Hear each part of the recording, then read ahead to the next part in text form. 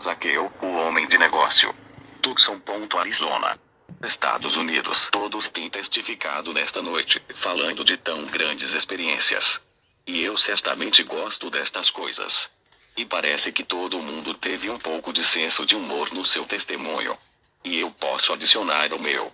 Como a senhora de cor quis testificar há não muito tempo atrás, ela disse: ancião, posso testificar? E eu disse: vá em frente. E ela disse: eu não sou o que eu deveria ser, e eu não sou o que eu quero ser, mas também eu não sou o que eu era. Então é mais ou menos assim que eu me sinto entre este grupo. Eu não sou o que deveria ser, ou o que eu quero ser, mas também uma coisa eu sei: eu não sou o que eu era. E eu prossigo para o alvo da soberana vocação. É tão bom estar aqui. Nós tivemos um dos melhores tempos de companheirismo com nossos irmãos, lá em cima no Vale Maricopa, nessas últimas 2 semanas. Eu estou um pouco rouco. E nós vimos nosso Pai Celestial fazer grandes coisas por nós.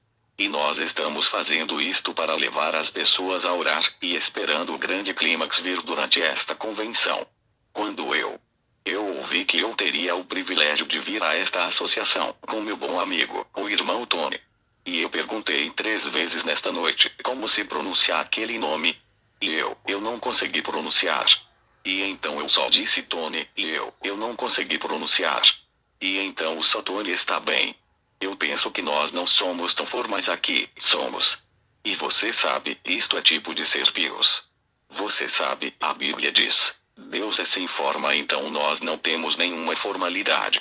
Vendo as grandes coisas que nosso Pai Celestial tem feito por nós nesta semana, nós estamos felizes em vir e compartilhar essas bênçãos com este capítulo, e encontrar alguns irmãos, vocês daqui dessa parte do Arizona. O que todos nós sabemos, é que esta é a capital. Eu falei para eles toda a semana, que Phoenix é sempre a periferia de Tucson. Vê. Eles não acreditarão nisto. Nós damos a ele as boas-vindas em nosso companheirismo. Isto é porque nós estamos no caminho mais alto. Eles têm que olhar para cima para nós, você sabe, aqui em cima em Tucson. E então vocês todos venham, e nós iremos visitar Phoenix, agora na próxima semana, ou no fim da semana, para esse tempo de companheirismo aqui. Nós tivemos uma grande coisa que aconteceu um pouco antes de sair nesta viagem. Eu gostaria de tomar só alguns momentos deste tempo, porque eu penso que vai valer a pena. Ao viajar todos esses anos, e tentado ficar na brecha, entre diferentes organizações e pessoas, homens cristãos de negócios, tem sido como um pequeno oásis para mim, para crer que Deus fez de um sangue todas as nações. E eu creio nisto. Eu creio que estas pessoas estão em todas as igrejas. E se Ele é Deus de fato, Ele é Deus de toda a raça humana, Deus da criação. E Ele certamente pode. Olhando os desertos e as montanhas, você pode ver o que ele ama, porque ele expressa a si mesmo em sua criação. E nós podemos ver que há um Deus. E essas pessoas, os homens de negócios do Evangelho completo, quando vou aos seus capítulos, falar para eles, então isso me dá a oportunidade de falar a todos os diferentes grupos juntos. Eu fui chamado, o que nós poderíamos dizer, numa expressão informal, servir de estepe para Demos Chakara. Vocês sabem o que uma mão lava a outra. Mas, eu estava em Cincinnati há uns dias atrás, e a irmã Chakaria, assim como entendi, passou por uma operação. E o irmão Miner Arganbricht, um dos oficiais, veio a mim e disse: vamos a Cincinnati comigo. Eu disse: eu tenho centenas de pessoas aqui, de todas partes do mundo, acamadas em hospitais e quartos, esperando por mim para orar por elas. Esperando por entrevistas, algumas por 2 ou 3 anos, esperando. E eles finalmente chegaram aqui e ele disse: bem, venha só por alguns minutos comigo. Eu disse: a que horas é o café da manhã? É mais ou menos 120 milhas, eu penso, de onde eu moro. E ele disse: bem, começa mais ou menos às 8 horas. Eu disse: bem, vamos fazer o seguinte, nós vamos lá então, mais ou menos às 4 horas, e voltar aqui para o café da manhã. Eu vou voltar bem depressa. E quando eu fui lá, o irmão Chakarian não estava lá. E eu entrei. Disse: exatamente o que nós estávamos procurando. E então naquela noite, em poucos momentos, eu voltei para casa. Durante aquele tempo, houve um ministro batista que se recostou no ombro de Billy, meu filho, e disse: Você não entende, senhor. Ele disse: Minha esposa está morrendo. E ele disse: Bem, senhor, quando papai voltar, disse: Nós temos obrigações com essas pessoas, por isso viemos, você sabe, na fila de oração muitas vezes, enquanto prosseguimos e talvez fazendo uma oração. Mas você. E algumas vezes um caso é mais sério do que o outro. Veja, Deus cura com uma condição. E pode ser alguma coisa na vida da pessoa. Eu não me importo com o quanto de remédio o médico possa dar. Eles nunca ficarão bem até que aquela coisa seja esclarecida. Se você foi ao consultório de um médico e falou que estava doente, e disse a ele os seus sintomas, e ele estava com pressa, ele provavelmente daria a você uma receita de algum analgésico, ou algo do tipo, alguma aspirina. O médico está só tentando se livrar de você naquele momento, porque ele não tem tempo. Um verdadeiro bom médico, antes de te dar o remédio, diagnosticará o caso detalhadamente, até encontrar o que estava errado, e então te dará o remédio. E, às vezes, nós encontramos pessoas indo nas filas de oração, através de toda a nação. Eles vêm e pensam que o Senhor deveria curá-los bem ali. Mas há algumas coisas talvez, bem lá no fundo, e nós nos colocamos diante do Senhor até que Ele revela aquilo, o que é aquilo. Há alguma coisa que ficou. Há uma razão para todas as coisas. Você tem que encontrar a razão primeiro, e então você pode ver no que atuar. E este jovem se manteve persistente. E eu cheguei na manhã seguinte por volta das 2 horas. E lá pelas 5, meu filho me chamou, e disse: O senhor conhece uma moça chamada Jean Dier? Eu disse: Jean Dier, parece familiar. Ele disse: Ela disse que costumava tocar piano para o senhor. Eu disse: Não é o doutor Dier, o cirurgião aqui, um famoso cirurgião em Louisville. Ele disse: É ele mesmo. A filha dele, Jean, está morrendo no hospital St. Edward. Ou no hospital St. Anthony, quero dizer, em Louisville. Disse: Bem, o marido dela ficou sentado nos degraus o dia todo. Bem, eu disse: Eu vou tentar ir lá hoje. Ele disse: Ela não sabe que tem câncer. Não conte para ela. E finalmente, naquele dia, quando eu entrei no quarto, uma bonita jovem. E ela costumava tocar o piano para mim quando eu estava no auditório, quando eu estive com o povo do irmão Allen, que está aqui esta noite. O irmão Allen deixou este mesmo auditório em Louisville. Este é auditório memorial. E Jean Dier era a pianista da igreja Porta Aberta, a velha sinagoga. E então ela viu algumas das grandes coisas que o Senhor Deus tinha feito. E então ela contou para o seu pai. E ele disse: Isso é pura psicologia. Aquele homem só está lendo a mente das pessoas. Ele só adivinha aquilo. E ela disse: Papai, ele não pode adivinhar todas as vezes. Vê? Ela disse: Não pode ser isto. Bem, ele disse: Jean, esqueça-se desse negócio. E então ela ficou noiva de um bom rapaz que estava indo para o seminário naquela época. Ela se casou e mudou para Rockford, Illinois, onde esse rapaz morava. E de um modo ou de outro ela tentou segurar seu testemunho. Mas o rapaz foi trabalhar num serviço secular, e depois de um tempo quase se desviou do caminho do Senhor. A moça teve um problema feminino. Ela foi para a casa do seu pai. Ela sabia que ela precisaria de uma operação. Ele achou nela o que é chamado de... Eu não sei o termo médico para isso, mas, porque eu sei que tem alguns médicos assentados aqui agora. E então, isso era chamado, alguma coisa como tumor chocolate. E é por dentro, quando ele tirou aquilo, ele deve ter derramado um pouco daquilo. E as células eram malignas. E ele fechou o local e prescreveu alguns raios-x e terapia. Então quando ela voltou para casa, ela continuou tendo dor e complicações. Um ano depois, ela voltou para fazer uma esterectomia completa. E quando eles tiraram os órgãos, eles encontraram que o câncer tinha envolvido o colo do útero. E não havia nada que pudesse ser feito. E eles tentaram o raio-x de novo. E não adiantou. Então, eles a levaram para o hospital e contaram a ela que ela só tinha um problema feminino complicado, e tentaram conseguir a cura. E a moça estava morrendo. O marido dela sabia disto. Então ele veio e pegou alguns dos meus livros, que a Jean tinha lido. E então ele começou a ir ao hospital, lendo para ela. E quando nós fomos orar por ela, ela estava me contando a respeito disto. Eu disse, Jean, ele é um bom rapaz e eu não queria deixar. Eu mantive segredo, porque eu sabia que ela não sabia que tinha câncer. E então, 2 dias depois disto, eles iriam fazer uma colostomia. Então, tirando. Antes de levar a moça, bem, eles me deixaram entrar e orar com ela. Eu entrei no quarto. E assim que eu pude. Tinha uma enfermeira incrédula trabalhando. Tinha 3 enfermeiras a cada 3 horas. E assim que nós pudemos nos livrar da enfermeira e conseguir que ela fosse para fora do quarto, então a visão pôde vir. E nós oramos um pouquinho lá com ela, e eu a vi. Ela tem cabelo escuro. Ela tem só 36 anos. E o cabelo escuro tinha se tornado grisalho. Ela estava lá na visão. Disse, Jean, agora olhe. Eu vou ser bem honesto com você, eu disse. Você esteve nos cultos tempo suficiente para saber que eu não diria para você nada em nome do Senhor, a menos que fosse verdade, eu disse. Agora, Jean, você tem câncer, ela disse. Eu suspeitava disso, irmão Branham, eu disse. Essa operação, depois de amanhã, é uma colostomia. Mas não se preocupe. Eu vi, pelo Senhor, que você vai ficar bem, e ela se regozijou. Então eu fui para casa.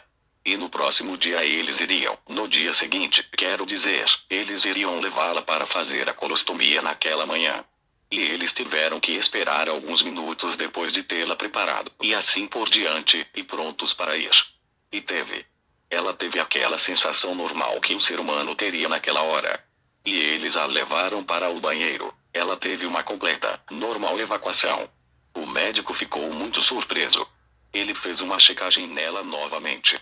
Na manhã seguinte, eles deixaram passar, cancelaram a operação. O doutor, um especialista muito bom, cirurgião, amigo meu, iria fazer a operação. E na manhã seguinte, ela teve uma completa, normal evacuação novamente. E o pai dela, Dr. Dyer, me chamou ao telefone. E com a voz entrecortada, disse, irmão Branham, eu tenho sido um crítico do que você tem falado, ele disse. Mas eu sou um crente agora. O Deus de Abraão, Isaque e Jacó ainda vive, ele sempre foi Deus, ele permanece Deus. E nós sabemos que ele é poderoso aqui em Tucson, como ele é em qualquer lugar, porque ele é onipresente, onipotente e infinito, e nós sabemos que ele pode fazer todas as coisas. Agora, não quero segurá-los muito tempo. Normalmente, eu muito raramente, se eu vou pregar, eu me certifico de soltar vocês dentro de 6 horas. E é um sermão curto. Mas eu não vou fazer isto esta noite. Eu tenho cultos amanhã à noite, e na próxima noite, e na outra. Nós tentaremos. Preparando para ir ao estrangeiro novamente, se o Senhor permitir, logo depois. Eu quero dizer para todas as pessoas aqui, amigos, que talvez alguns de vocês que eu tenha encontrado antes, talvez tenha muitos aqui que eu nunca encontrei antes. Eu cumprimento a vocês em nome do Senhor Jesus, o Filho de Deus, que a sua paz possa estar sempre com vocês. E falando algumas vezes para estes capítulos, parece fazer com que as pessoas, como para meu irmão ministro aqui, dizer. Alguém me disse uma vez, Billy, bem, o que você está fazendo no meio daquele grupo de homens de negócios? Disse, eu pensei que você fosse um pregador. Eu disse, eu sou um homem de negócios. Ele disse, um homem de negócios. Eu disse, claro, disse, eu não sabia disto. Eu disse, sim, eu sou um homem de negócios. Disse, em que tipo de negócios você está? Eu disse rápido para ele. Então eu disse, eu trabalho com segurança de vida. Ele disse, o quê? Eu disse, segurança de vida. Ele disse, o que você quer dizer? Eu disse, segurança de vida eterna. Agora, se alguns de vocês quiserem conversar a respeito de contrato de segurança comigo, eu ficarei contente de te encontrar depois do culto. Eu estou aqui para negócios. Lembro-me de um amigo meu, seu nome era Snyder. Nós fomos para a escola juntos. E agora, seguro de vida. Eu tenho um amigo que trabalha com seguro de vida. Ele tem um irmão que trabalha com seguros, mas eu realmente não tenho nenhum seguro. Então esse Wilmer Snyder, um amigo meu, amigo da infância, veio não muito tempo atrás e disse, Escute, Billy, disse. Eu gostaria de conversar com você sobre seguro de vida e eu disse. Agora, Wilmer, eu disse. Vamos falar sobre caçar, ele disse. Não, eu quero falar sobre seguro de vida. Bem, eu tive que falar bem rápido para ele também. Eu disse. Eu tenho segurança, não seguro, segurança, entende? E minha esposa olhou para mim, como que dizendo, você, seu contadorzinho de histórias, ela sabendo que eu não tinha nenhum seguro. E ele disse, me perdoe, Billy disse, é mesmo. Seu irmão é um agente. Eu conheço Jesse, eu disse. Bem, eu disse, não é exatamente como o dele, ele disse. Que tipo de seguro você tem? E eu disse, eu tenho vida eterna, ele disse. Qual? E eu disse, vida eterna. Bem, ele disse, eu não creio que já tenha ouvido dessa companhia, disse, não. Me é estranha e eu disse, aqui está o que é, Wilmer, eu disse, a bendita segurança, Jesus é meu. Que antecipação da glória divina. Eu sou o herdeiro da salvação, comprado por Deus, nascido do seu espírito, lavado em seu sangue, ele disse. Isso é bom demais, Billy, mas aquilo não te colocará na sepultura, e eu disse, mas isso vai me tirar de lá.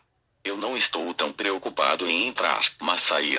É sobre isto que eu estou pensando agora. Se você tem alguma preocupação, eu conversarei com você sobre isto. Só uma pequena conversa sobre as escrituras, ainda que sejam homens de negócios. Mas eu tenho me identificado com vocês como um homem de negócios. E muitos dos meus amigos ministros de lá, eu os vi se levantarem há alguns momentos atrás. E então, talvez algum dia, se o Senhor permitir, eu gostaria de me ajuntar com o grupo e vir a ter uma boa reunião de união com os ministros daqui. Eu conheço um irmãozinho aqui. Eu me encontrei com ele. Vitler, eu creio que era seu nome. Nós estávamos todos juntos uma vez. Agora, eu pronunciei o nome errado também. Ele me disse que está tudo bem. Então meu nome é Bran, você sabe.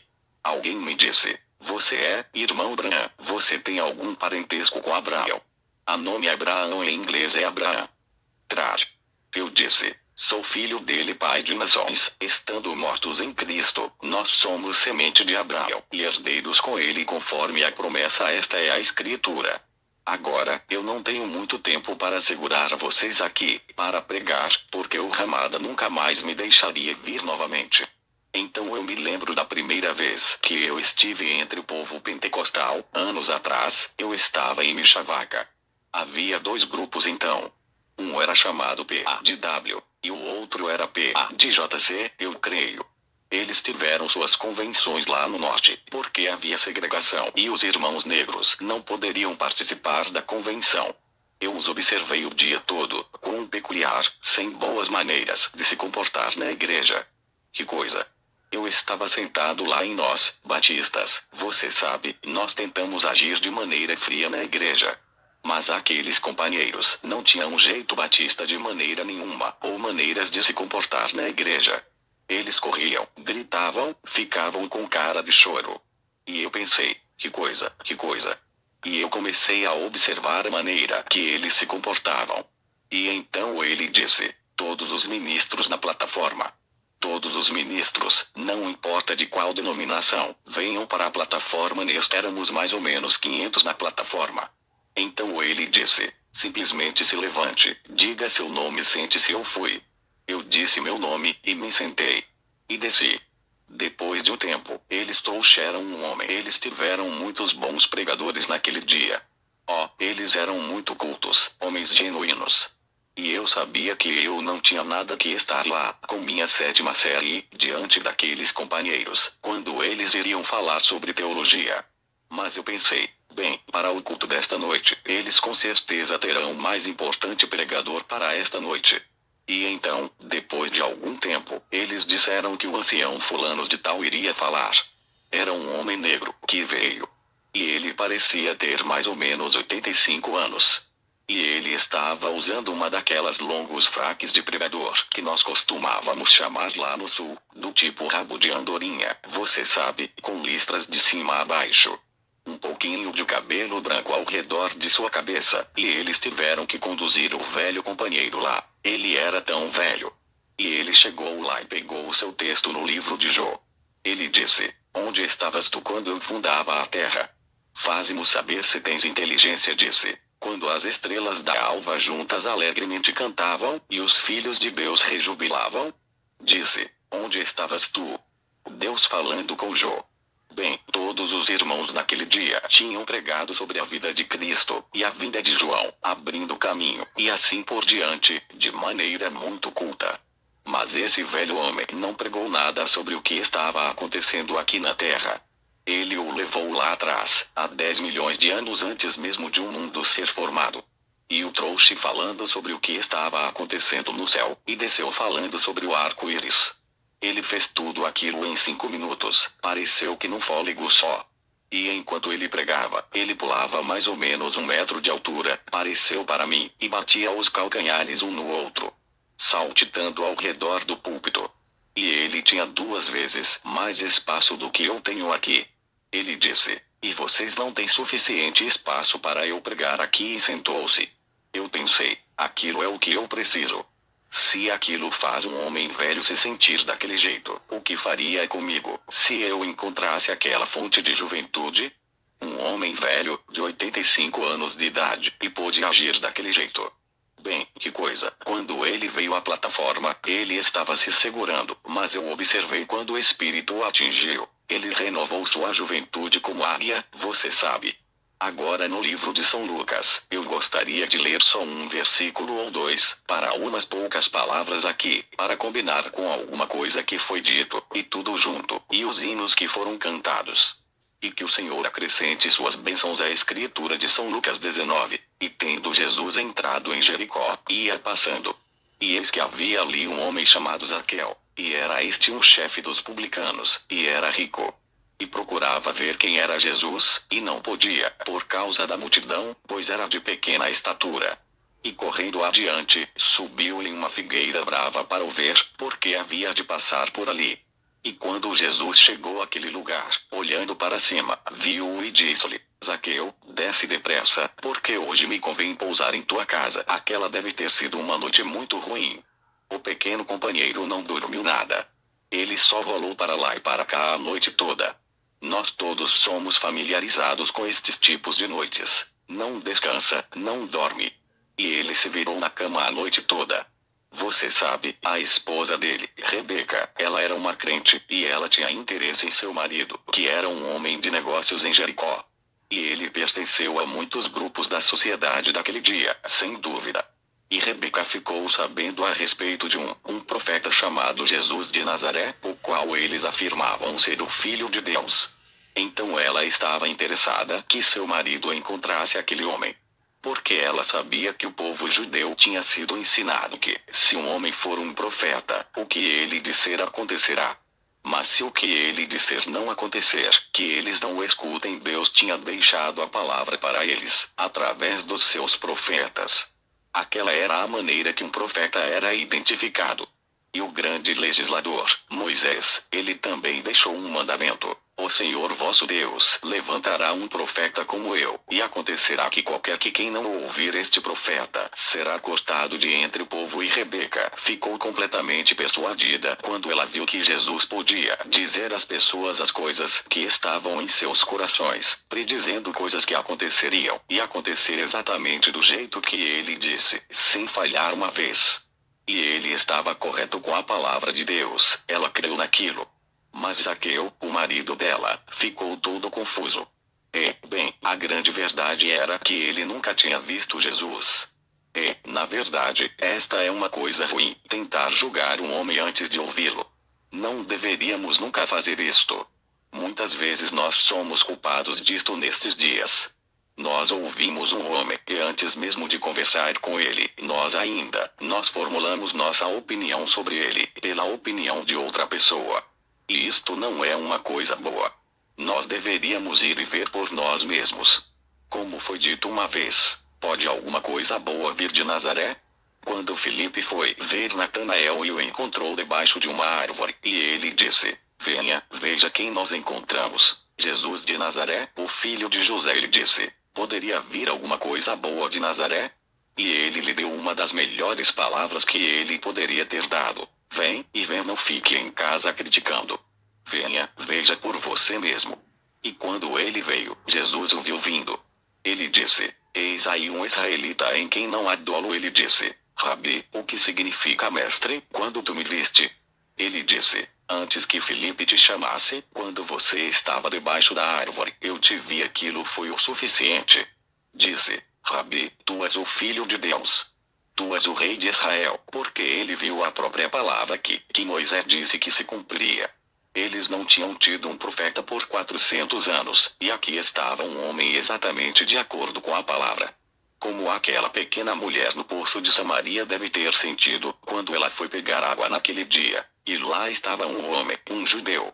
Ele devia parecer ter mais ou menos 50 anos de idade, apesar de ele ter somente 30. Seu trabalho deve tê-lo desgastado. Quando eles estavam tendo a festa dos tabernáculos, todos eles estavam regozijando. E Jesus clamou, como foi mencionado há pouco: Vinde a mim. Então ele começou o seu grande sermão. E os judeus disseram a ele: Você diz que viu Abraão. E você é um homem de não mais que 50 anos, diz que viu Abraão. Agora nós sabemos que você é louco. E a palavra louco quer dizer doido. Nós sabemos que você é doido. Você tem um demônio. Ele disse: Antes que Abraão fosse, eu sou aquele era o eu sou, que falou com Abraão na sarça ardente. E observe que quando ele estava se preparando, ele teve necessidade de passar por Samaria. Porque Israel tinha ouvido a mensagem, e ele estava vindo agora para as três raças: os judeus, gentios e samaritanos, os povos de Cão, Sem e Jafé. E seu. O evangelho deveria ser apresentado a eles. E ele foi à cidade chamada Sicar, e lá assentou-se junto ao poço. E enviou seus discípulos à cidade para conseguir comida. Uma pequena mulher veio. Nós a chamaríamos hoje, bem, talvez a luz vermelha, algum nome desagradável. Você sabe o que eu quero dizer. E então, ela viu Jesus. Ela nunca tinha visto Jesus assentado, só um homem judeu comum encostado na parede da fontezinha no final da rua, dona, onde as pessoas da cidade vinham pegar água. Esse pequeno companheiro lá, despercebido. Ela veio mais ou menos às 11 horas da manhã para pegar água para a família para aquele dia. E ela abaixou o cântaro para pegar a água, e antes que ela puxasse de volta, ela ouviu alguém dizer: Dá-me de beber. Ela olhou e viu que era um judeu. Ela deve ter dito alguma coisa como: Senhor, não é costume para você dizer tal coisa. Eu sou uma samaritana. Você é judeu. E nós não temos há uma segregação aqui. Nós não temos esse tipo de relacionamento um com o outro. E ele começou a falar. O assunto continuou sobre ela adorar em Jerusalém. Ele disse: Nós, judeus, sabemos o que adoramos, porque a salvação vem dos judeus. E o assunto continuou por uns momentos.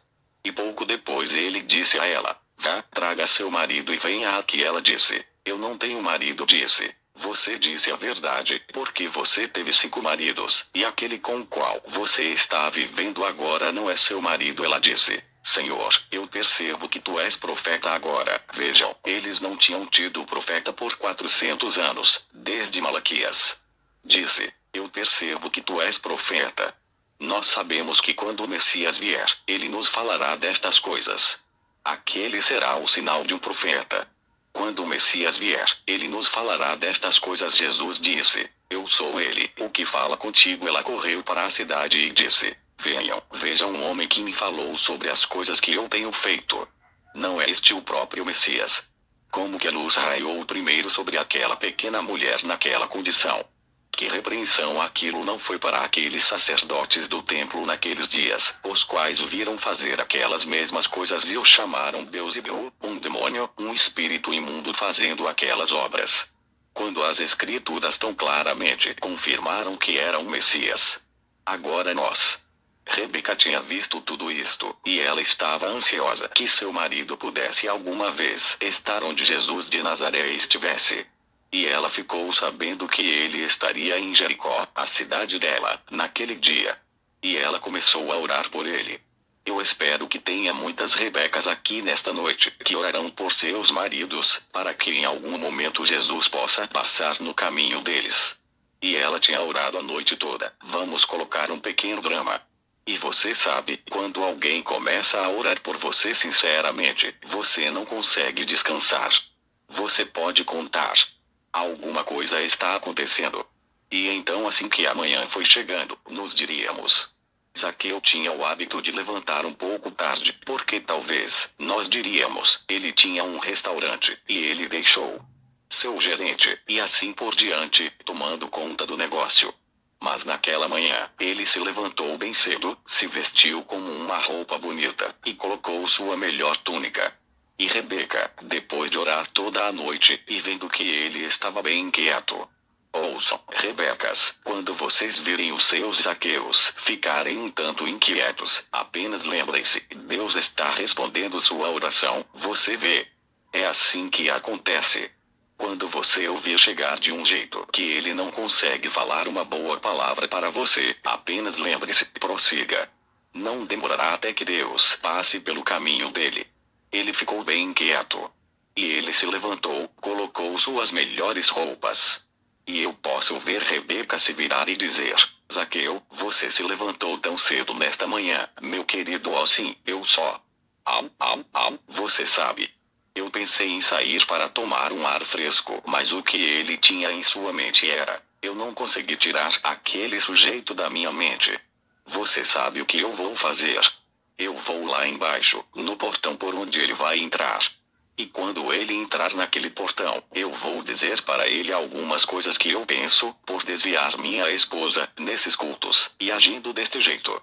Eu vou dizer a ele o que eu penso a respeito dele. Você sabe, as pessoas comumente adquirem aquele complexo, você sabe, só de ouvir alguma coisa. Então ele se arrumou todo. Ele saiu de mansinho. Ele olhou para trás, para a casa, para ver se não tinha ninguém olhando. E pareceu que ninguém estava olhando. Mas Rebeca estava observando através de uma fresta da janela, vendo o que ele fazia. E, ao invés de virar em direção ao seu restaurante, ele foi em direção à rua direita. Você sabe, você geralmente encontra Jesus na rua direita. Isto é certo. Direito em seus negócios. Se você quer encontrá-lo, seja honesto, seja sincero, seja correto com Deus e com os homens. Seja correto com seu vizinho. Então ele saiu de mansinho pela rua, porque ele sabia que ele teria que entrar por aquele certo portão. Ele se atrasou um pouco aquela manhã, porque 2 homens cegos necessitavam de cura, como as escrituras nos dizem, e ele os curou. E quando ele desceu para aquele portão, Jesus estava para entrar. Você sabe, a Bíblia diz que ele era do tipo pequeno em estatura. E quando ele chegou lá, algumas daquelas pessoas altas estavam em pé lá, e ele não pôde nem conseguir um lugar para ficar em pé para vê-lo. Eles estavam pendurados nos muros em todo lugar. Você sabe, tem alguma coisa sobre isto, que quando Jesus vem, de alguma maneira, sempre atrai a atenção. Eles estavam lá preparados para cantar Hosana. E ele disse, agora, eu nunca serei notado aqui. E eu não poderei vê-lo, porque talvez ele caminhe no meio da rua, com alguns guarda-costas, e eu não poderei vê-lo. Mas eu não creio que ele é um profeta, porque eu fui ensinado que os dias de profecia e os dias de milagres passaram. Você sabe, o tempo não tem mudado muito desde então. Se Deus era Deus, ele ainda é Deus. Se ele não é, então ele nunca foi Deus. Você não pode dizer que ele é Deus em um momento, e não é no momento seguinte.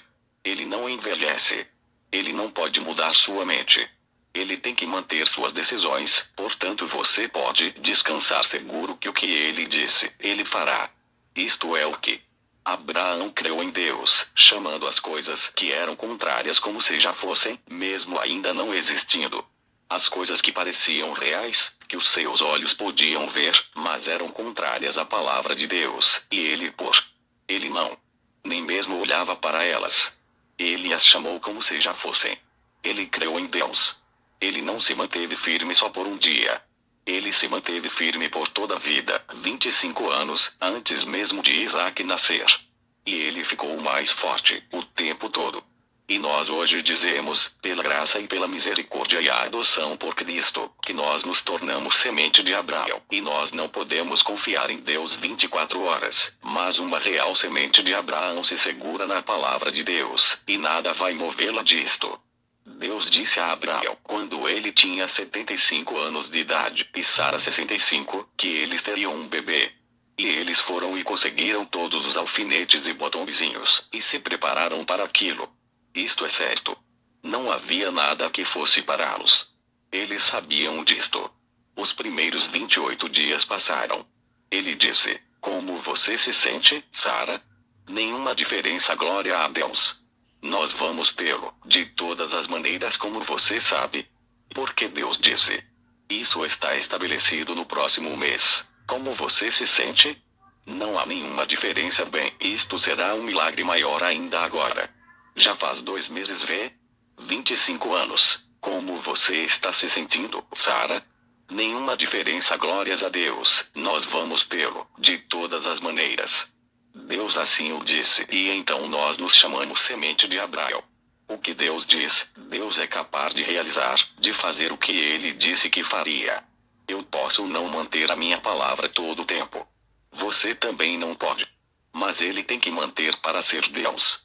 Então nós encontramos que aquele homem não cria naquilo, aquele pequeno homem de negócios da cidade de Jericó. Ele tinha um grande negócio. Ele pensou que estava indo bem. Ele tinha o favor dos sacerdotes com a sinagoga. Ele tinha o favor das igrejas, e os quivanis, e muitas das organizações daquele dia, como nós diríamos. Mas ainda, aquilo não significa Deus. Nem sempre prosperidade significa Deus, sempre. Algumas vezes é o contrário. Deus disse, quando você estava no campo, disse a Israel, em seu próprio sangue, então ele estava querendo servi-lo. Mas quando ele conseguiu o suficiente, ele pensou que ele era alguém, então não precisava ter mais nada com ele. Virou as costas para ele. Isaías teve um grande exemplo do rei Uzias, porque Uzias foi um grande homem enquanto ele se manteve humilde diante de Deus. Ele nunca se meteu em política. Ele ficou com Deus, e Deus o abençoou. Seu reino foi quase como o de Salomão. Mas quando ele se tornou egoísta. Este é o problema com as pessoas hoje. Nunca deixe aquilo acontecer a esta organização de homens de negócios, ou vocês se tornarão pó como o resto deles. Toda vez que as pessoas chegam a um lugar, até que a prosperidade começa a cegar seus olhos para a palavra de Deus, eles estão sobre pedras. Uzias era um grande homem, mas ele tentou tomar lugar de um pregador um dia e queimar incenso. E o sumo sacerdote, com um grupo de outros sacerdotes, disseram a ele, você não está suposto a fazer isto. Você é um leigo e vocês, homens de negócios, lembrem-se disto também. Nós, pregadores, temos dificuldade para manter a coisa correta. Isto não é para leigos. Leigos têm a sua parte, mas o púlpito é para ministros que são ordenados. Deus estabelece, na igreja, homens para estas coisas. E então nós vemos que ele pegou o incensário e foi mesmo assim. E Deus o feriu com lepra. E ele morreu um leproso. Veja, quando ele se exaltou. Zaqueu estava quase naquela condição. Ele era próspero. Ele estava bem com Rabi. Ele estava bem com toda a sociedade. Então ele pensou que se entrasse em problemas, ele seria apoiado pelo sinédrio que estaria do lado dele. Ele ficou no portão. E ele iria fazer alguma coisa agora. E ele iria caminhar e pegar aquele sujeito, e dizer umas coisas na cara dele. Você é um falso profeta. Você não é nada. Você só está fazendo telepatia mental e enganando as pessoas. Veja, ele nunca parou para ler a palavra. Aqui está outro engano que é feito hoje. Se Israel tivesse feito aquilo, ao invés de fazer o que eles fizeram, eles estariam melhor hoje. Mas eles tinham que fazer daquele jeito. Aquilo tinha de ser cumprido, seus olhos serem cegados, para que tivéssemos uma oportunidade. Se não fosse aquilo, onde nós estaríamos? Observe. Mas quando ele chegou lá, ele se deu conta de que não poderia ver nada. Ele não pôde ver a rua, tinha tantas pessoas reunidas por toda parte. Então ele pensou, sabe de uma coisa? Ele está indo. Eles me disseram, Rebeca me disse que hoje ele iria comer no restaurante do Lavinsky. Eu espero que não tenha nem Lavinsky aqui. Mas, o restaurante de seu concorrente. Então ele vai comer no restaurante deles, talvez. Então eu sei chegar lá. Nós teremos que desviar, virar a rua direita aqui, e descer a avenida Aleluia. Nós chamaremos assim estes nomes comuns, mas eu faço isto para fazer o meu drama. E nós temos que virar na esquina aqui, na rua direita, com a avenida Aleluia. Você se mantenha tempo suficiente naquela rua, e você vai chegar na avenida Aleluia. Você estará correto. Então ele desceu rapidamente. Ele disse: eu sou pequeno em estatura. Ajeitou-se, arrumou sua barba, viu se estava bem perfumado, as unhas cortadas. Parou na esquina e disse: eu verei quando ele passar por aqui, e eu vou dizer o que eu penso dele quando ele passar aqui. Então ele parou na esquina. E ele começou a pensar: sabe o que? Aquele mesmo grupo vai segui-lo. Eles vão estar bem aqui. E eles vão. Eu sou tão pequeno. Não vai ser possível para mim vê-lo. Então não adiantará ficar em pé aqui. Eu não estarei em melhor condição aqui do que eu estava lá. E você sabe, eu creio que o que eu vou fazer? Aqui está uma figueira brava, e eu creio que eu vou subir nela. Então será possível para mim vê-lo, e dar uma boa olhada nele quando ele passar por aqui. Então ele não será capaz de me ver aqui em cima desta árvore. E tem um galho estendido lá. E eu vou sentar bem naquele galho e observar quando ele estiver à vista, e quando ele sair de vista. Eu vou dar uma boa olhada nesse sujeito e então, a primeira coisa, você sabe, ele tentou ver o quão alto estava aquele galho, e ele estava um pouquinho além do seu alcance. Você sabe, realmente, o primeiro passo está um pouquinho além do nosso alcance. Nós temos que aceitar isto pela fé. Sim. É somente um pouco além do que a mente humana pode explicar. Você não pode explicar a Deus. Se você o faz, então ele não é mais aceito por fé. Você tem que crer nele. Aquele que vem a Deus deve crer que ele é galardoador daqueles que diligentemente o buscam. Então nós encontramos aquele notável sujeitinho, um dos homens de negócios da cidade. Ele disse: agora, como que eu vou subir? E talvez a lata de lixo não estava ali por perto naquela manhã, e tinha somente algumas latas colocadas na esquina, cheias de entulho da cidade.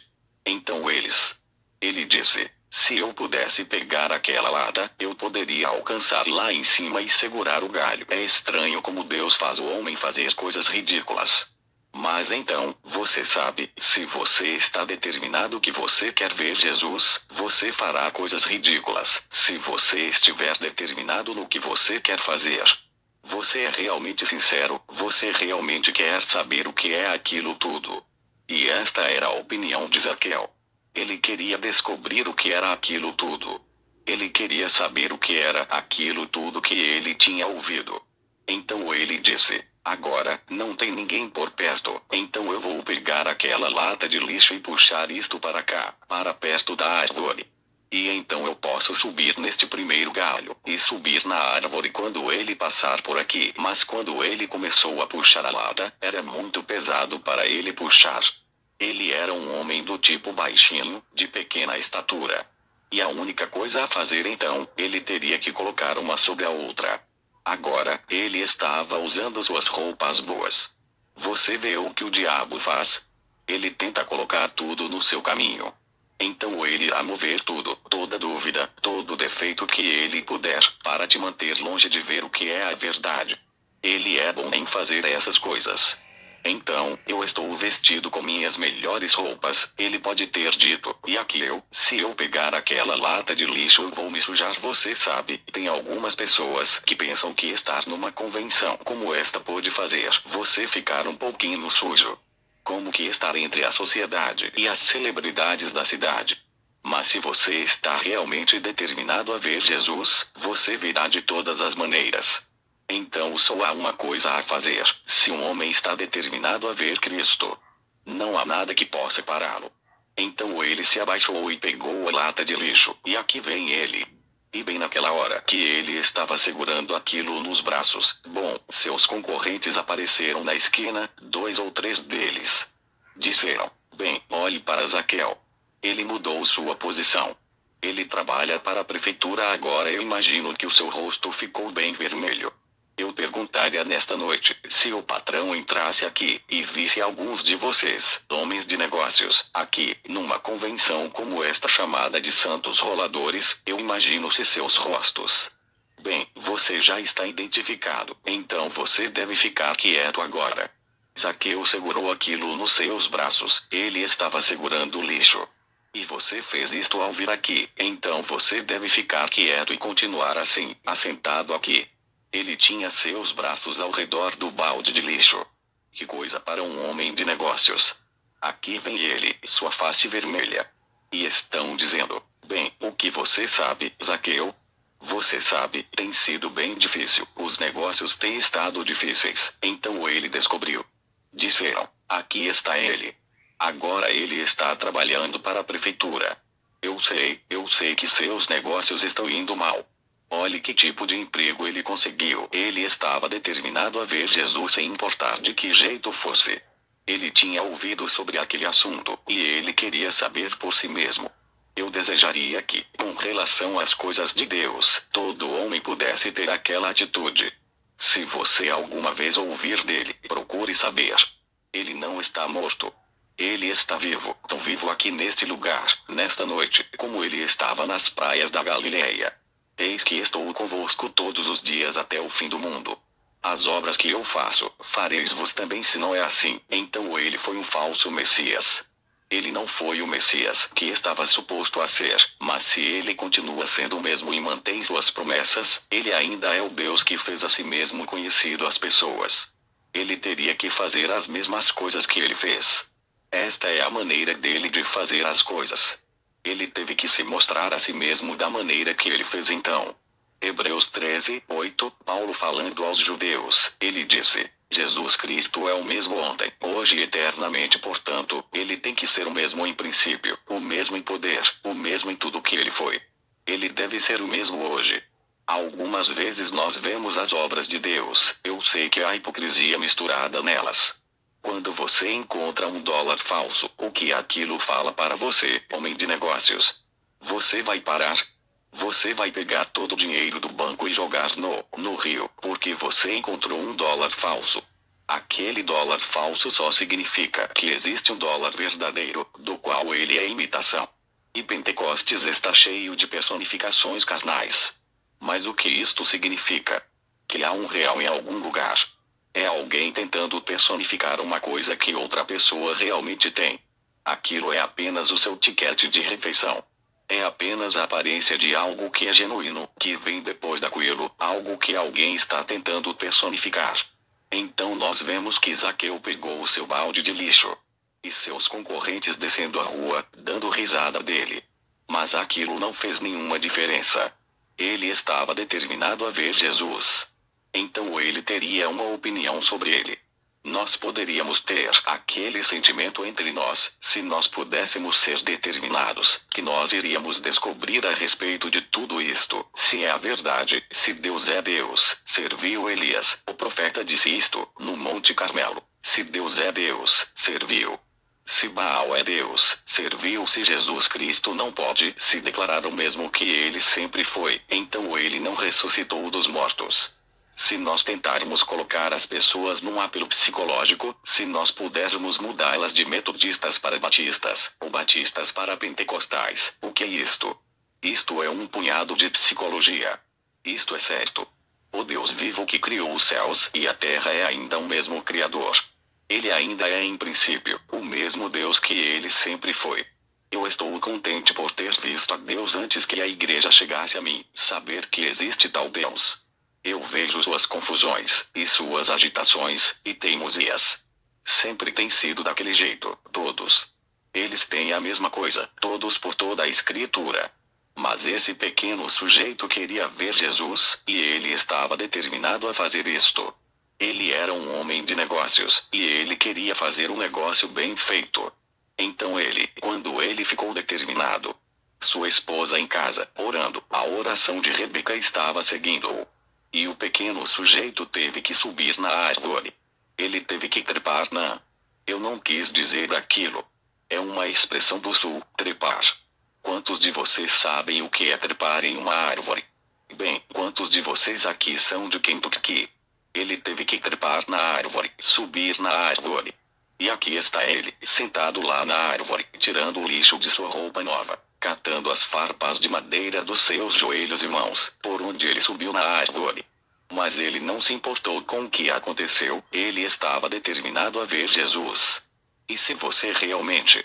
Escutem-me.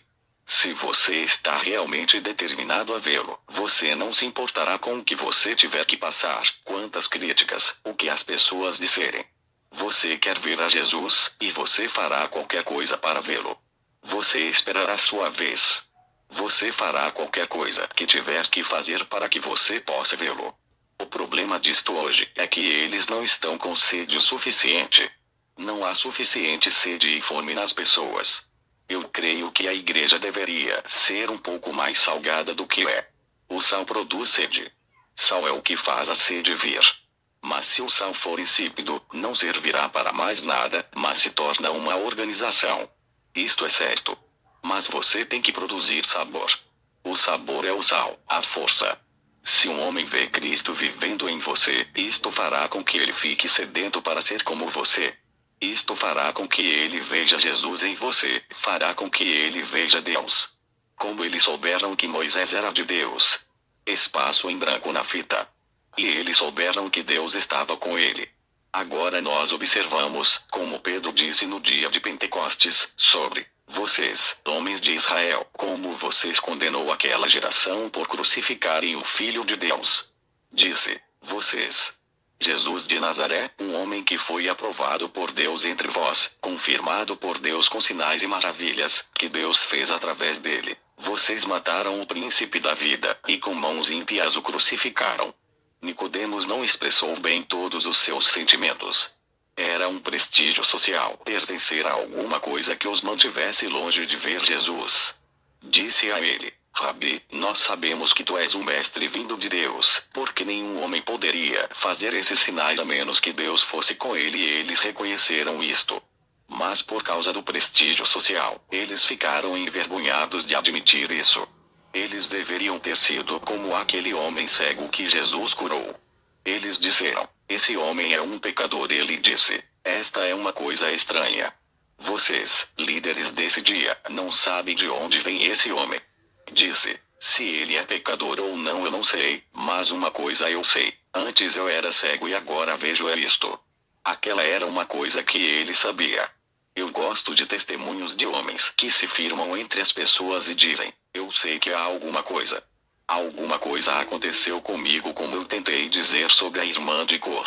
Eu não sou o que quero ser, ou não sou o que devo ser, mas uma coisa eu sei é que eu não sou o que eu era antes, alguma coisa a atingiu. Zaqueu, sentado lá em cima, em que confusão ele se meteu sentado lá em cima. E você sabe. Escutem-me. Homens que creem em Deus se metem em problemas de todas as maneiras. Eles fazem coisas que são absolutamente contrárias ao curso do dia. Escutem a Moisés. Um dia, um pastor de ovelhas. Um grande guerreiro no Egito, para libertar seu povo, e tinha falhado. Então ele se tornou um pastor por 40 anos. Um bom velho homem, estabelecido, uma boa pessoa. Tinha uma esposa e um bebê, Zípora e Gerson. Agora nós vemos que depois de Deus o encontrar, ele viu a Deus numa sarça ardente. No outro dia ele estava com sua esposa assentada numa mula e a criança sentada no colo dela. A barba branca pendurada. Uma vara torta em sua mão, guiando aquela mula. O vento soprando. Sua cabeça calva brilhando naquele sol quente, descendo para o Egito. Alguém diria, Moisés, o que você está fazendo? Eu estou indo conquistar o Egito, uma invasão de um só homem, mas ele fez aquilo. Por quê? Deus o mandou fazer aquilo. É por isso. Veja, isso pareceu loucura. O lugar de onde ele tinha fugido, agora estava voltando. Esta é a maneira que pessoas encontram a Deus, determinadas a vê-lo. Aqui está ele. Depois de algum tempo, ele começou a pensar, você sabe, Rebeca me contou que este homem era um profeta. Eu estou duvidando muito disto. Eu não creio nisto. Eu não creio que haja profetas para este dia. Se houvesse, o sacerdote teria me contado sobre isto. Meu sacerdote é um dos servos de Deus, então ele teria me contado sobre isto. Isto é bom. Mas veja, nunca a organização religiosa no mundo aceitou um mensageiro de Deus em tempo algum. Nunca aceitou. Jesus não disse deles: vocês, fariseus cegos, vocês enfeitam a tumba dos profetas, e vocês foram os que os colocaram lá. Qual dos profetas que o Pai enviou que vocês não mataram e colocaram no túmulo, por ter mostrado a vinda do justo? Vê. Lá então, nós vemos, aqui está ele, sentado lá. E você sabe o que? Eu espero que esse drama não soe ridículo, mas eu vou pensar que ele disse: agora, espere um minuto, se acontecer daquele sujeito me ver sentado aqui nesse galho. E ele ficou onde dois galhos cruzavam. E estava lá pensando sobre aquilo. Este é um bom lugar para estar, onde o seu caminho e o caminho de Deus se encontram. Esse é um bom lugar para pensar. E eu espero que cada pessoa aqui, que nunca o encontrou, e que realmente sabe que você nasceu de novo, do Espírito de Deus, que você está sentado naquele galho nesta noite. Mas vocês, homens de negócios, eu espero que vocês estejam onde nós estamos tentando dizer que Zaqueu estava, em cima de uma figueira brava, com um galho onde dois caminhos se encontram, o seu e o de Deus. E ele disse: você sabe o que eu acho que vou fazer? Eu vou puxar estas folhas aqui e me esconder. Ele se cobriu todo com aquilo. Ele só deixou uma pequena janela por onde ele pudesse olhar. Você sabe, uma folha que ele pudesse puxar e dizer: eu o verei quando ele estiver vindo, mas ele não vai me ver. Ele não vai me ver aqui em cima. Então ele ficou lá enquanto esperava, pensando sobre isto, e lá vem um barulho na esquina. É uma coisa estranha, mas todo lugar em que Deus está, parece ter muito barulho. É estranho, mas é assim. Você sabe, Isaías, depois da morte de Uzias, foi no templo. E ele ouviu um barulho e o templo todo estava tremendo. As colunas se moveram de seus lugares. E lá estavam anjos, serafins, os quais eram querubins, queimadores de sacrifício, para dar ao arrependido direito do caminho para o altar. Aqueles grandes seres, superiores aos anjos, com suas asas sobre suas faces, e asas sobre seus pés, e voando com duas asas, clamando: Santo, Santo, Santo é o Senhor Deus Todo-Poderoso. Se um anjo cobre sua face santa, para falar com Deus, como nós vamos tomar um credo e nos cobrir com isto?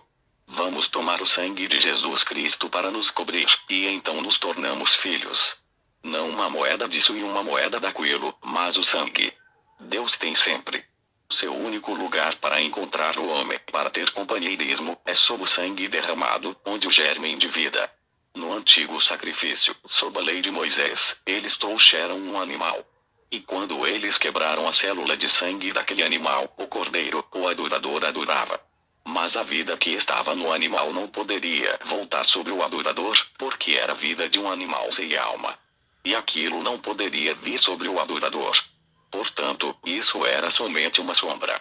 Isto era só um lugar para durar somente certo tempo. Mas então, quando as veias de Emanuel sangraram, Jesus não era judeu nem gentil. Vê. O macho coloca o germe da hemoglobina e a célula de sangue vem do macho. A fêmea. E vocês, pessoas católicas, não para discordar de vocês, mas chamar a ela, Maria, Mãe de Deus. Como poderia Deus ter uma mãe? Ela foi uma incubadora. Você diz: bem, o óvulo vem da mulher, mas o óvulo não veio de Maria. Se o óvulo tivesse vindo de Maria, então teria havido uma sensação. Olhe onde você coloca Deus. Deus criou ambos, o óvulo e a célula de sangue. Ele não foi nem judeu nem gentil. Ele foi Deus, nada menos. Ele foi Deus manifestado em carne. Ele não disse: nós lemos nas Escrituras que Deus estava em Cristo, reconciliando o mundo para si mesmo. Ele era Emanuel. Ele disse: para mim, quem ele disse na Escritura aqui, melhor dizendo, quem pode me acusar de pecado? Onde eu falhei em fazer exatamente o que estava escrito de mim? Examinem as Escrituras. Vocês pensam que têm vida eterna ao examiná-las, e são elas que testificam de mim. E se eu não faço as obras de meu Pai, então não me creiais. Mas se eu faço as obras de meu Pai, e não podeis crer em mim, crede ao menos nas obras que eu faço, porque elas testificam quem eu sou. Porque o cristão é tão pequeno hoje, o privilégio que Deus lhe deu, e as coisas da Bíblia. Como eu gostaria de tomar um texto daqui. Mas o tempo não permitirá. Ele ouviu um barulho. Ele se levantou. Ele disse: bem, aquilo deve ser aqueles santos roladores vindo. Abaixou a folha e esperou um minuto. Depois de um tempo, ele observou vindo na esquina. Devia haver um grande e corpulento sujeito à frente. Eu posso vê-lo, um sujeito do tipo alto, forte, ombros quadrados, de mais ou menos 65 anos, caminhando com uma vara em sua mão. Aquele deve ter sido o que nós chamamos, que ele chamou Simão, e lhe deu outro nome, Pedro, que significa confissão ou pedra pequena atrás, 12 homens ao redor dele. Pessoas correndo, para tocar o Rabi, enquanto ele vinha. Eu posso ouvi-los dizer: não toquem no Rabi, ele está cansado. Ele pregou a noite toda. Virtude saiu dele. Ele está rouco de tanto falar. Não toquem no nosso mestre. Ele precisa ir agora. Ele precisa almoçar. Está na hora de ele comer, e, por favor, não o toquem. Fiquem ao lado. Façam isso, por favor, e deixem o Rabi passar. Aqui está ele. E quando Zaqueu, nosso pequeno homem de negócios de Jericó, quando ele deu a primeira olhada em Jesus, ele parecia diferente de qualquer homem que ele já tinha visto. Vamos fazer uma pequena dramatização aqui. Uma senhora deve ter se aproximado com um pequeno bebê. Zaqueu olha desse jeito para ver quem ele era. Oh, eu me lembro quando o médico estava naquela casa outro dia. Eu estava em pé lá quando o sacerdote estava lá também. O médico disse: a criança não pode viver. Coloque-a no quarto e feche todas as portas. Não deixe nenhum ar entrar. E aqui aquela família de fanáticos tinha ouvido aquele homem falso, que chama a si mesmo de profeta da Galileia, vindo aqui e trazendo aquele bebê. Bem, as autoridades da cidade deveriam pegá-lo. Eu vou ver isto quando nós nos encontrarmos, as autoridades. Nós vamos descobrir se um homem que seguiria um fanático de uma coisa como aquela, não poderia receber cuidados. Ele está mentalmente fora de seu juízo. E eu vejo um homem correr e dizer: eu tenho uma criança que está morrendo aqui, Senhor. Você poderia deixar o profeta tocá-la. Eu creio que ele é o profeta de Deus. Eu vi em outros encontros, e eu ouvi, e eu sei não, eu sinto muito. Há tantos que querem, mas depois de algum tempo, uma pequena mulher vem, segurando o bebê, e o bebê sem vida. Apenas deixe-o tocá-lo. É tudo o que eu quero. Eu creio nele. Eu creio, se ele tocar o meu bebê, nós não podemos fazer isto. Senhora, ele estava mais à frente deles, e ainda assim, ele parou sua caminhada. Então eu vejo Zaqueu puxando uma folha para olhar. Disse: traga o bebê aqui. Quando eles trouxeram o bebê, apenas um corpinho, abafado, tão quente. Eles puxaram os cobertores. Ele colocou seus dedos sobre o bebê. A mãe em pé lá, com seus bonitos olhos judeus. As lágrimas descendo em sua face. E o pai lá, com suas mãos para cima, crendo. E ele colocou seu dedo sobre o bebê, e a febre parou. O companheirinho pulou dos braços da mãe e saiu rua abaixo. Zaqueu mudou de ideia. Tem que haver alguma coisa verdadeira a respeito desse homem. Mas é melhor eu ser cuidadoso. É melhor eu ficar com essa folha abaixada, para que ele não me veja. Ele está vindo por aqui e você nunca pode dar uma boa olhada em Jesus Cristo e permanecer o mesmo. Há alguma coisa nele que é diferente de todos os outros homens. Quando você o ouvir falar, você dirá como o soldado romano: nunca um homem falou desta maneira. O sacerdote falou de alguma coisa. O homem tem a mesma natureza. Nós temos isto hoje. O homem está sempre louvando a Deus pelo que ele fez, e buscando o que ele vai fazer, e ignorando o que ele está fazendo. Esta é a natureza do homem. Sempre tem sido esta natureza. Mas um homem que uma vez olha para Jesus Cristo, ele nunca mais será o mesmo, podendo vê-lo manifestar-se. Esta é a razão pela qual, quando você é selado com o Espírito Santo, o selo está em ambos os lados do papel, os dois, indo e vindo.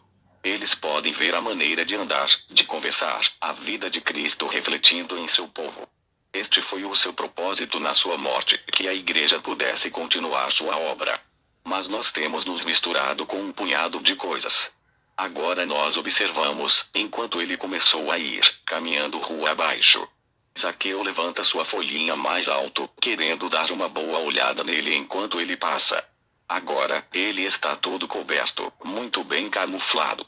E daí a pouco, ele tem que se levantar desse jeito para olhar. Jesus estava vindo para debaixo dele. Exatamente quando passava, Jesus parou, olhou para cima e disse: Zaqueu, apressa-te. Desce da árvore. Eu vou para sua casa para o jantar hoje. Que diferença? Ele soube que era um profeta que o Senhor Deus tinha levantado. Não somente sabia que ele estava na árvore, mas sabia qual era o seu nome.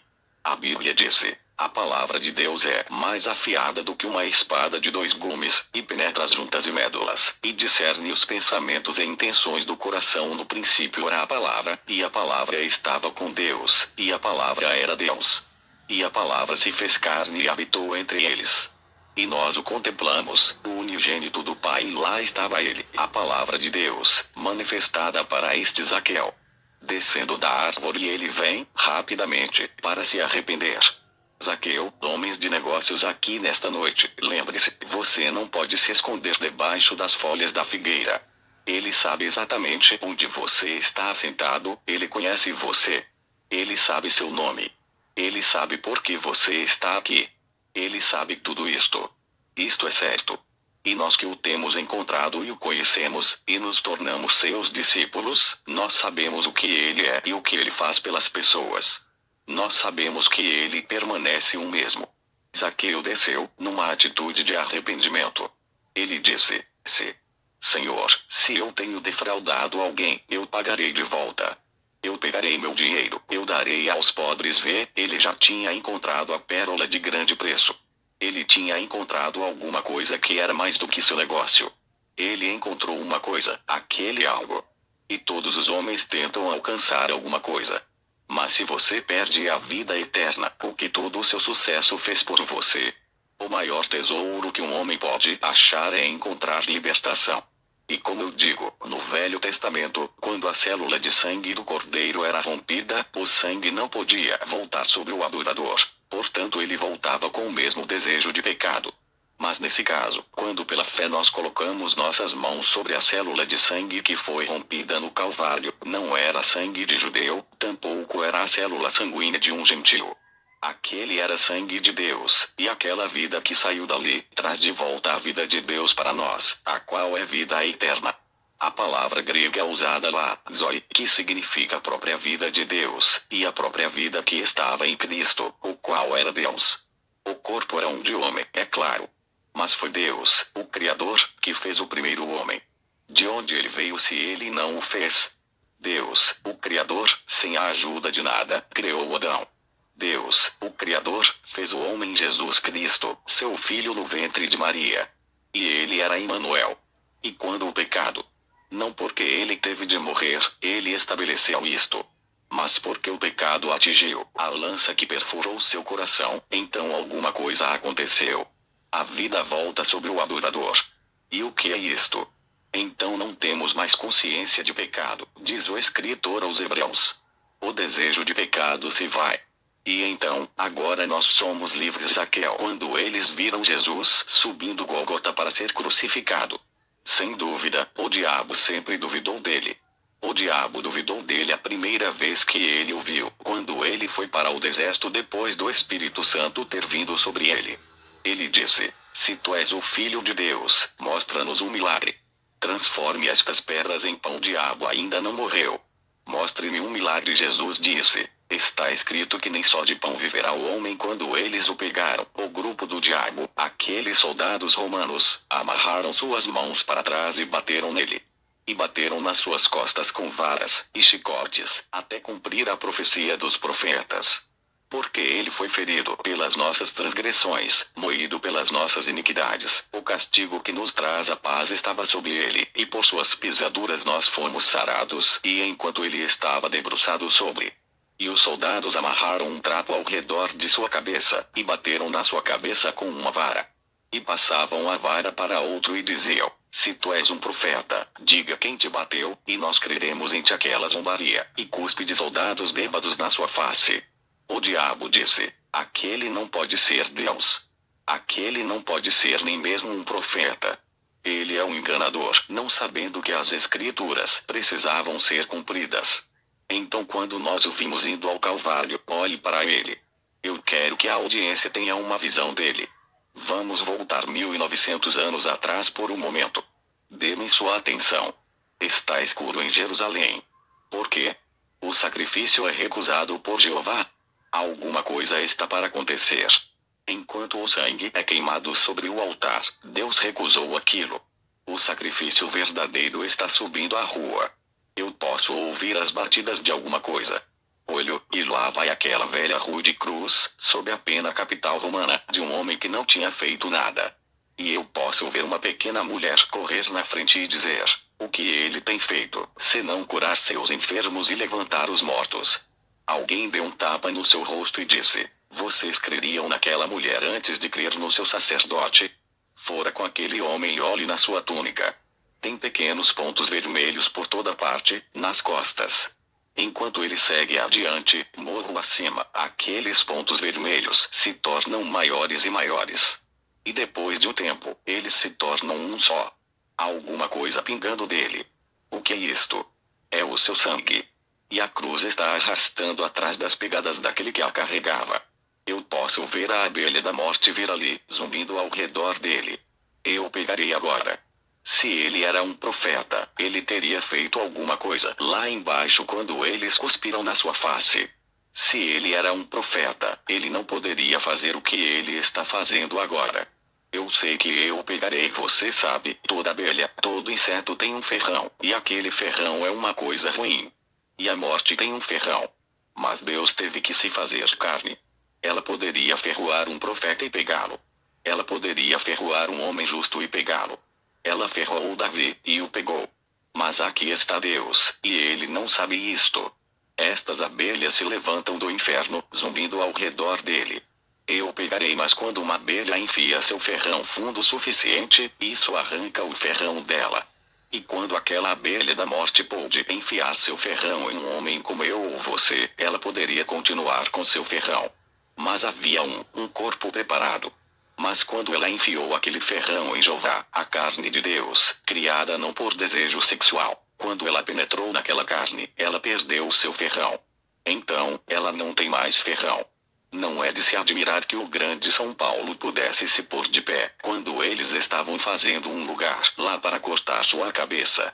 Ele disse: "Ó morte, onde está o seu ferrão? Sepultura, onde está sua vitória?" Mas graças a Deus, que nos dá a vitória por nosso Senhor Jesus Cristo, sim. Quando um homem alcança aquela visão, tudo mais é secundário. Seu negócio é secundário, tudo demais. Não importa muito. Você vai ficar aqui só por um pequeno espaço de tempo. Mas aquilo vem primeiro. De que adianta a um homem se ele ganha um mundo inteiro, e perde a sua alma? Zaqueu. Zaqueu. Talvez não tenha uma Rebeca em casa orando, mas talvez uma mãe que já passou além do véu. As orações dela ainda estão no altar de Deus. Se for assim, Zaqueu, saia de trás daquelas folhas de figueira brava, nesta noite. Aquela coroa de credo denominacional no qual você está agarrado, sem um novo nascimento. Aquela coisa na qual você está se segurando, e você nunca teve nenhuma evidência de que Deus estava nisto. Ele sabe bem onde você está. Por que você não faz isto? Vamos inclinar nossas cabeças apenas por um momento. Deus Todo-Poderoso, o grande e terrível Jeová, que bradou do Monte Sinai, até que o povo disse: que Moisés fale, e não Deus, ou morreremos. Fale nesta noite, nosso Pai Celestial, com misericórdia e perdão aos corações das pessoas que não conhecem a Ti. E deixe-os saber que esta é a hora. Talvez eles possam estar se escondendo atrás de seus negócios. Pode haver muitos homens de negócios aqui, Pai, que realmente não Te conhecem. Mas talvez eles pertençam à igreja. Nós não dizemos nada mal contra isto. Mas eles nunca nasceram de novo. Eles, na verdade, não sabem o que é isto. E nós sabemos que nenhum tio, nenhum J devem ser tirados de Tua palavra. Tu disseste: passarão os céus e a terra, mas minhas palavras não passarão. E Tu disseste: a menos que o homem nasça da água e do Espírito, ele não entrará no reino dos céus. Eu oro, Pai, que Tu possas falar aos corações nesta noite, neste momento. Que homens e mulheres pensem seriamente agora neste momento, sabendo que nós estamos vivendo nas horas finais. Israel está em sua terra, o grande calendário de Deus. Está voltando, procurando, onde está o Messias. Nós sabemos que quando José se fez conhecido aos seus irmãos, ele despediu os gentios da corte. Sua esposa e seus filhos estavam no palácio. Deve haver uma retirada dos gentios para que Israel possa ser conhecido. Então haverá um tempo de gemidos, gritos e choro. Onde tu conseguiste essas cicatrizes? Ele disse: na casa dos meus amigos. Na casa dos meus amigos eu obtive essas cicatrizes em minhas mãos na casa onde ele deveria ser aceito, quando ele se deu a conhecer a Israel. Deus, enquanto os gentios têm uma chance, que eles possam se arrepender rapidamente e vir a ti. Enquanto nós temos nossas cabeças inclinadas, Zaqueus, eu quero que vocês sejam bem honestos só um momento, e as Rebecas também. Nessa pequena mensagem entrecortada, se houve alguma coisa que falou ao seu coração e disse: eu nunca recebi a experiência do Espírito Santo, o Evangelho completo, mas eu gostaria de terça-feira. Eu quero que você se lembre de mim em oração, irmão Brian. Eu vou levantar minha mão, não para você, mas para Deus e dizer: ore por mim. Eu vou terminar a oração, e me lembrar de você. Deus abençoe você. Deus abençoe você, dúzias de mãos. Você diz: isso faz algum bem, irmão Brian. Certamente. Porque assim. Você vê, a ciência diz que você na verdade não pode levantar sua mão, porque a gravidade da Terra segura sua mão para baixo. Mas você tem um espírito de vida em você. Mas aquela vida que está em você, outra vida vem e diz: você está errado, e você quebrou as leis da ciência, e levantou a mão em direção ao Criador, e disse: lembra-te de mim, e ele se lembrará. Se você realmente quer dizer isto, ele tomará você pela sua palavra. Deus lhes abençoe aí atrás. Alguém mais antes que terminemos? Vou só dizer algumas palavras de oração, orar por um momento. Deus o abençoe, Senhor. Deus o abençoe. Alguém mais? Uma irmã na congregação cita alguma escritura. Amém. De misericórdias, esta pequena serva se levanta sob o Espírito, falando sobre uma promessa. Você levantaria sua mão se você não a levantou? Eu disse: só é tudo o que eu vou pedir para você fazer. Apenas levante sua mão, reconheça a si mesmo errado. Você quer misericórdia? A casa está aberta. Há uma fonte na casa de Davi, aberta para pecado e impureza. Você aceitará nesta noite. Alguém mais antes de nós encerrarmos agora? Há 40 ou 50 mãos levantadas no edifício, de homens e mulheres, jovens e velhos que levantaram suas mãos. Tudo bem. Deus o abençoe, Senhor. Tudo bem. Vamos orar. Senhor Jesus, eu creio que estas mãos se levantaram em profunda sinceridade. Tu conheces o objetivo deles. Tu sabes o motivo de fazerem assim. E eu oro, Pai Celestial, que tua divina misericórdia descanse sobre cada um deles. E que esta noite seja um tempo de mudança. Que eles possam descer da árvore, do próprio estilo farisaico, que eles possam descer da árvore diante de Jesus Cristo, e dizer: Senhor, se eu fiz algo errado, eu estou desejando consertar isto, e desta pequena sala de banquete, Pai, que tu possas ir para casa com eles também, e cear com eles, e até mesmo permanecer com eles durante a vida e por toda a eternidade. Tu concederás isto enquanto eu faço minha oração a ti em favor deles. Tu disseste: nenhum homem pode vir a mim se meu Pai não o trouxer, e tudo que meu Pai me tem dado, virá a mim. Tu prometeste isto. E agora, Senhor Deus, estes são dados como troféus da graça e do amor. Eles estão em tuas mãos, e nenhum homem pode tirá-los. Com honesta sinceridade em seus corações, honesta confissão que eles têm feito, que eles querem voltar dos caminhos do mundo para os caminhos de Deus, por toda a vida. Receba-os, Senhor, eu peço, enquanto intercedo por eles, me colocando diante do teu grande trono branco. Pela fé nós nos colocamos lá, olhando no trono de marfim de Deus, com um sacrifício sangrento colocado diante dele, fazendo intercessão por nós. Ajude-os, Pai, eu os apresento a ti como dádivas do amor, no nome de Jesus Cristo. Amém. Amém. Agora, cada um de vocês que levantou sua mão, eu quero lhes pedir que façam uma coisa por mim. Eu quero que você encontre algum desses ministros aqui, e diga-lhe que você aceitou Jesus como seu Salvador, e que você quer ser batizado, e que você quer ser cheio do Espírito Santo. E Deus concederá isto a você. Agora, eu estava pensando sobre alguma coisa a mais, mas nós não teremos tempo, porque faltam só 5 minutos para que nós fechemos o lugar. Mas nós apreciamos sua paciência. E todas as suas mãos levantadas, agora, eu não sabia onde elas estavam, por todo lugar. Mas quando você levantou sua mão, certamente você quis levantá-la. Você não deveria levantar sua mão só por levantar. Se você fez, isso é hipocrisia. Levante sua mão. Nunca faça nada a menos que você esteja fazendo isso sinceramente. E quando você fez aquela decisão, do fundo do seu coração você quis fazê-la. Então, caminhe sinceramente com isso. Deus lhe honrará. Bem, por falar nisso, você sabe o que aconteceu com Zaqueu? Você gostaria de saber o que aconteceu com ele? Ele se tornou um membro da Associação dos Homens do Evangelho Completo de Jericó. Você não gostaria de se juntar também? B está repreendido.